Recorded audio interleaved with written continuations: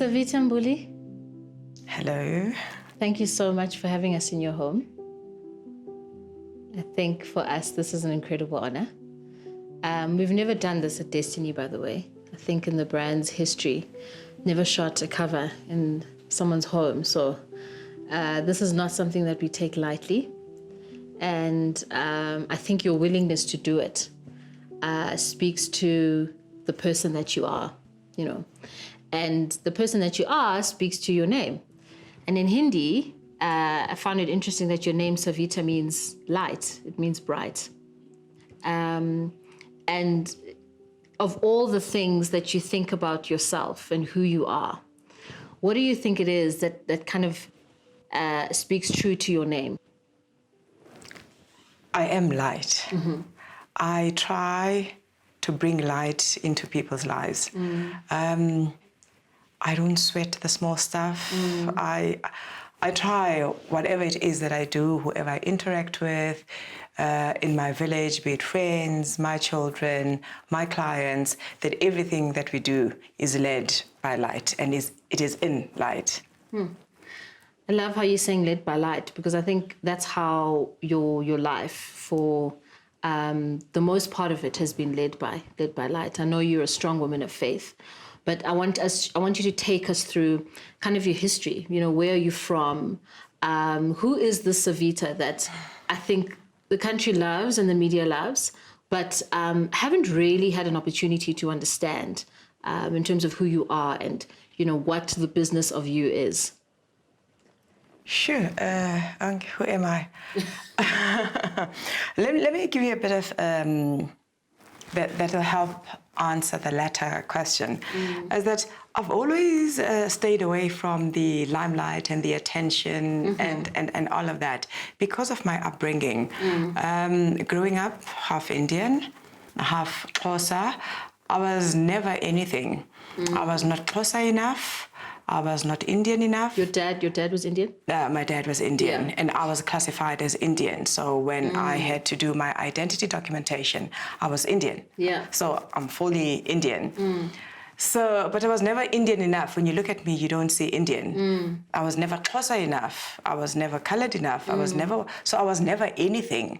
So I always had attention on me, but who is she? What's going on? So growing up, I knew that people had questions. Yeah.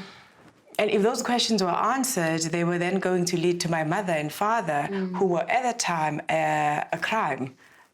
It was not legal for them to be together. So I just stayed away from attention and from the limelight. I just kept in my little corner and just did what I had to do. So as I grew up, that was the mentality, that you work, you stay in your lane, you work, you do what you have to do. You're not out there, you're not seeking attention. So yeah, that's who I am. I'm not an attention. I'm not out there. I'm very happy in my corner and do what I do best. Yeah, and I think what you do best is what you are known for. And I think it speaks so well to the theme of this issue, which is about relationships and networks. I think what you do best is connect people. What you do best is create a huge communication ring around things that people might not see, you know, as easily. I want you to take us through kind of your career, how it began and how everything led up to you being an entrepreneur, and then we'll get into growth media and the business of that. Yeah. When I studied for a BCom degree.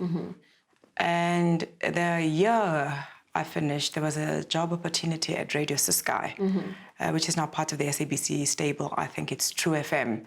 And they wanted a newsreader. With no experience. Oh, they were introducing English news. Yeah. And the entire team was Xhosa speaking. Yeah. So they said they didn't want a Xhosa speaking English newsreader. Next day, I'm there, I'm reading news. I don't even know how to put this bulletin together. I'm just reading news. I was then taught how to produce, how to write, how to collect stories. And I just enjoyed it. When I got married, I then moved from the Eastern Cape to Johannesburg, and I joined 5FM It was Radio 5 at the time, right? Yeah, Radio 5. I joined 5 FM. So I've been in the media space. Was it YFM? The team that started YFM. I was part of that. It was amazing. Sure. It was amazing just to have this new... it was like a movement to represent youth in a different way, because Kwaito was how youth were expressing themselves at that time. And as YFM, we then found a platform where they can, their talent can be exposed. So it was beautiful to be part of that, but always being a news person. Communicating what was happening, making sure that the youth is up to date with politics and news and current affairs.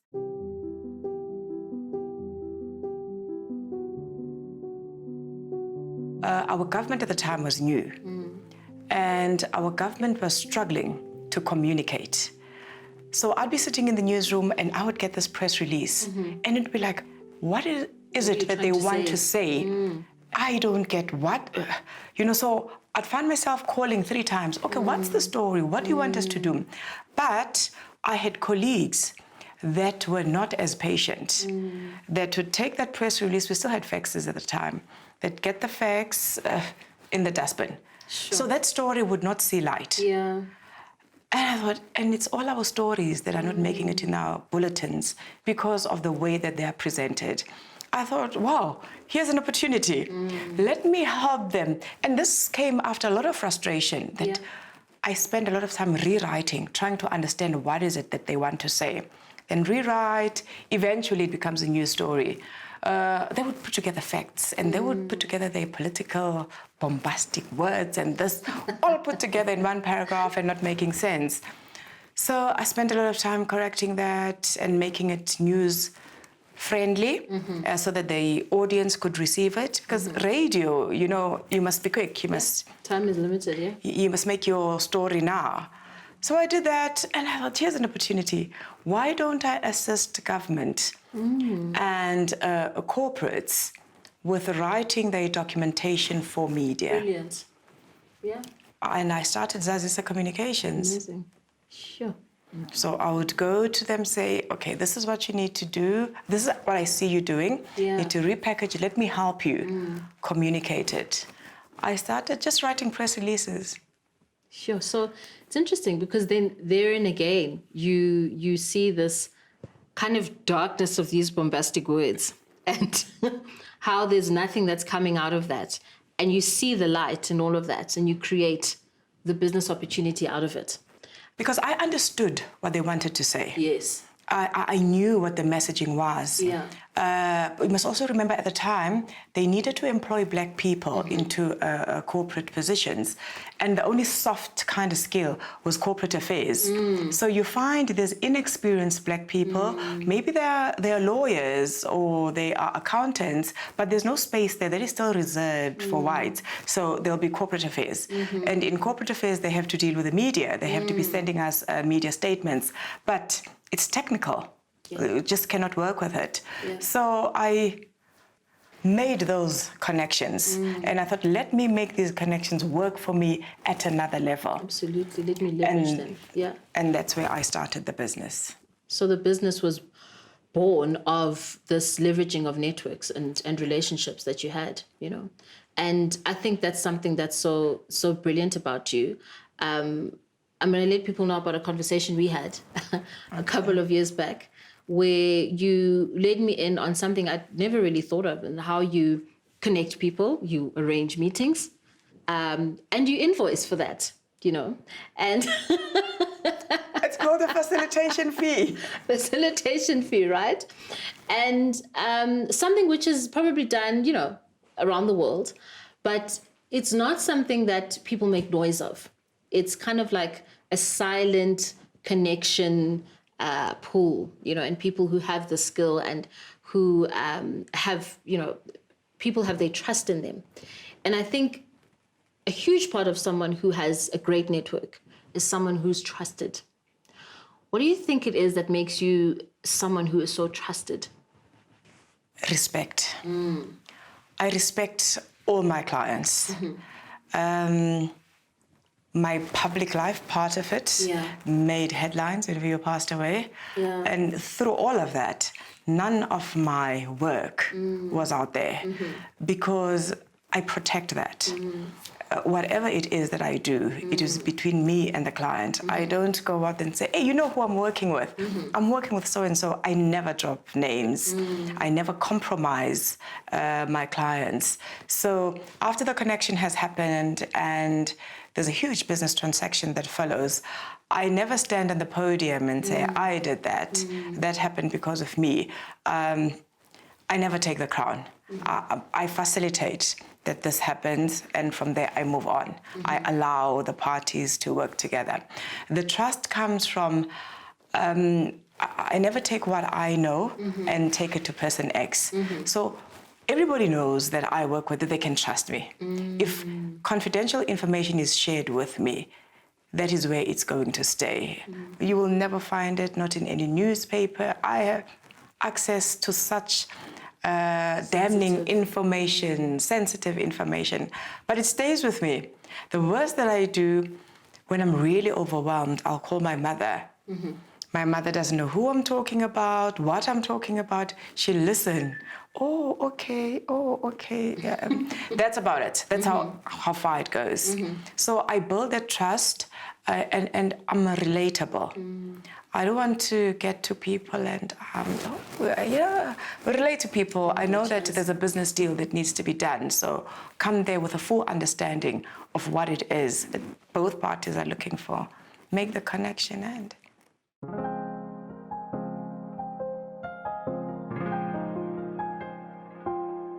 What inspired the change from Zazisa to what now is Growth Media? The eventing space just became so flooded. Everybody thinks they can do events. They think that events are getting flowers and celebrity MC. So I wanted to move a bit from there, and it was way after 94, and I was starting to work with multinationals. And Zazisa, you needed to explain what Zazisa is. And I thought that the plans I have for the business is to grow it beyond the borders of South Africa and of Africa. So I needed to have a name that everybody would understand. And for me, it represented growth. I saw the eventing now moving into content events. I don't do fluffy events. I don't know how to do the balloons. I don't know how to do, give me content. I play with that content. I take that content and I create an event based on the content. There must be facts, there must be robust discussions. People must leave there feeling that, oh, wow, I'm enlightened. So that's how I then grew the business and made it growth, that it was now totally different. It was no longer doing a launch of this and. So we focus more on the content side of events. And with the years, we got into billboards, the business of billboards, outdoor media. That's where I'm at. Which is as incredible. A media owner. As a black woman. As a black woman. As a media owner, I own the space that you advertise on. It's a totally different feeling. It's a totally different responsibility. And it's a tough business because it's a mafia business. The ones that have been there and they don't want to make space for newcomers. Your corporates don't want to advertise on, in fact, they don't care whose billboard they advertise on, as long as their material is out there. And your prime medias, your JCs, they then get the cake. So it's trying to open up that space for more players that are black. Yeah, I mean, I think what you're saying about it being difficult for you to get into that space because of whatever designation you are is quite interesting because, I mean, for the longest time that I've known you, it's never been something that you've projected.